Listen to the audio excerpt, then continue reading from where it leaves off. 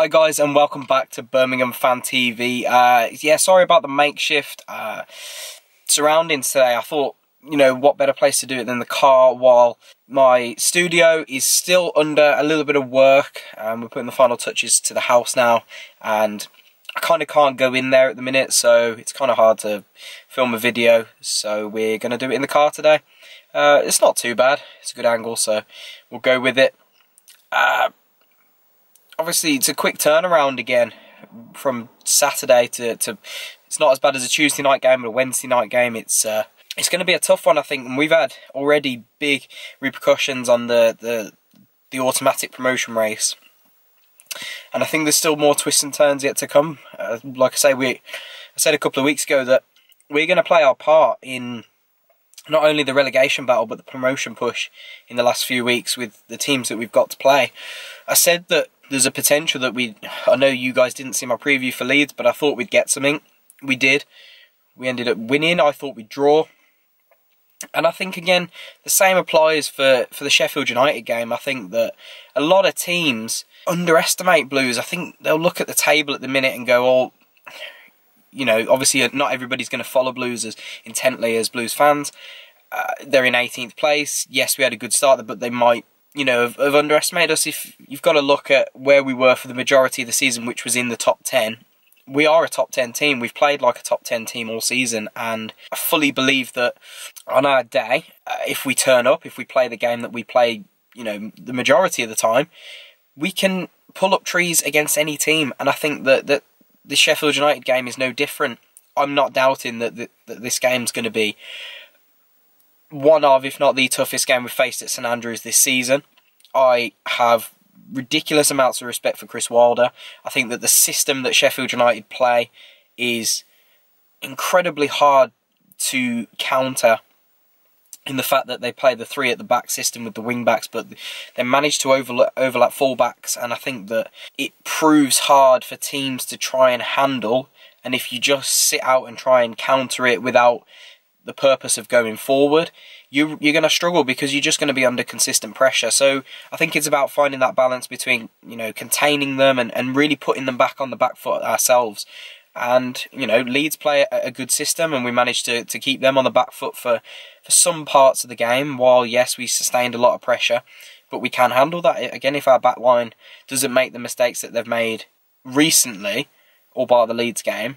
But for the majority of the season, we've been solid at the back, and I think that that's massive for Blues, and I think it's played a big part for the whole of the season. So ultimately, it's going to be a tough game. Obviously, devastating news with Michael Kieftenbeld, who's ruled out now, obviously, for the rest of the season and at least half of next season with that cruciate ligament injury. It seems to be one after the other for Blues in terms of these knee ligament injuries, and that's gutting to lose Kieft, and we all obviously wish him a speedy recovery because nobody epitomises Blues more than Kieft. And yeah, it's a case of who do you replace him with now, I think, is the big question. So looking at Sheffield United's lineup from the last game, the win at Preston, they lined up with that 3-4-1-2, 3-5-2, depending on how you look at it. Henderson in goal, who's proven to be a fantastic player for Sheffield United this season. Really good in goal. Across the back three, obviously John Egan, who they picked up in the summer from Brentford, another bargain there for them. Chris Basham and Ender Stevens. Full-backs, they play Dowell on midweek, but I know that one can change at left back. And Baldock on the right, who's a consistent performer there for them.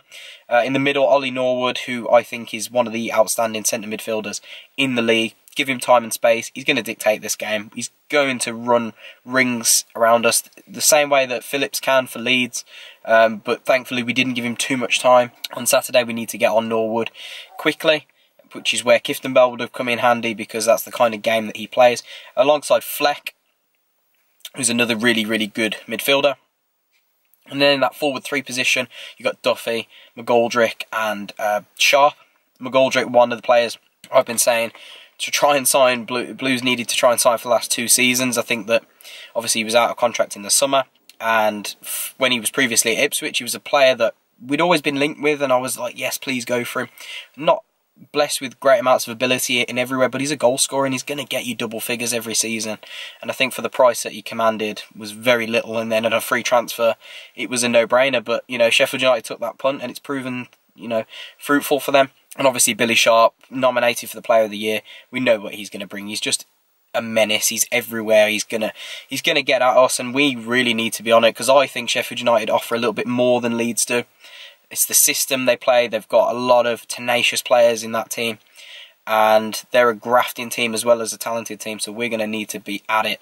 As for Blues, I think that it's difficult to change it in certain areas. Like we say, the back four will stay the same, so I'm going to go with Camp in goal.